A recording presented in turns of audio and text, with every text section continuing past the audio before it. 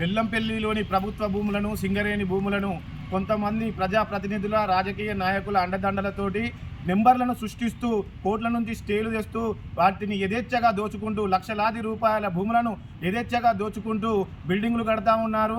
ఇక్కడ ఉన్న నిరుపేదలు, ఇల్లు లేని నిరుపేదలు అద్దె ఇండ్లలో జీవిస్తున్నప్పటికీ అధికారులకు తెలిసినప్పటికీ కోర్టులలో ఉన్నది. వీటి మీద క్రిమినల్ కేసులు కూడా పెడదామన్నారు, కానీ ఇంతవరకు కూడా ఎటువంటి క్రిమినల్ కేసులు కూడా బుక్ కాలేదు. సింగరేణి అధికారులు కూడా ఇది మా సింగరేణి భూమి అని ఇక్కడ ఎంఆర్ఓ గారు రాసినప్పటికీ ఇంతవరకు కూడా అక్కడికి వచ్చి ఆ కబ్జాదారుని మీద ఎటువంటి చర్యలు తీసుకోలేదు.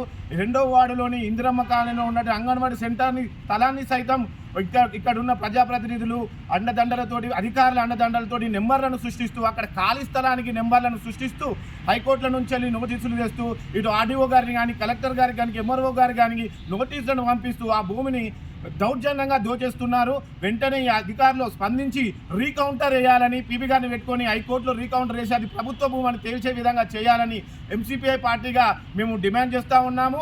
అదేవిధంగా ఆ కబ్జాదారులపై క్రిమినల్ కేసులు బుక్ చేయాలని మేము డిమాండ్ చేస్తూ ఉన్నాం. బెల్లంపల్లిలో భూ కబ్జాదారులు మరి అధికారులను కూడా బురిడి కొట్టిస్తున్నారు. బెల్లంపల్లిలోని 2వ వార్డులో పార్టీలకు దగ్గర చూస్తే మరి 6 గుంటల స్థలాన్ని కబ్జా చేసి దాంట్లో ఎర్రమట్టి నింపించి కబ్జా చేసినాడు. మరి ఇంతకుముందు పలుసార్లు సంవత్సరం నుండి కూడా ఎన్నో కంప్లైంట్ ఇచ్చినా కూడా ఇక్కడ ఆర్డీఓ గారు కావచ్చు, ఎంఆర్ఓ కావచ్చు, మున్సిపల్ కమిషనర్ గారు కావచ్చు ఇంతవరకు పట్టించుకోకపోవడం చాలా వింతగా, విచిత్రంగా ఉంది.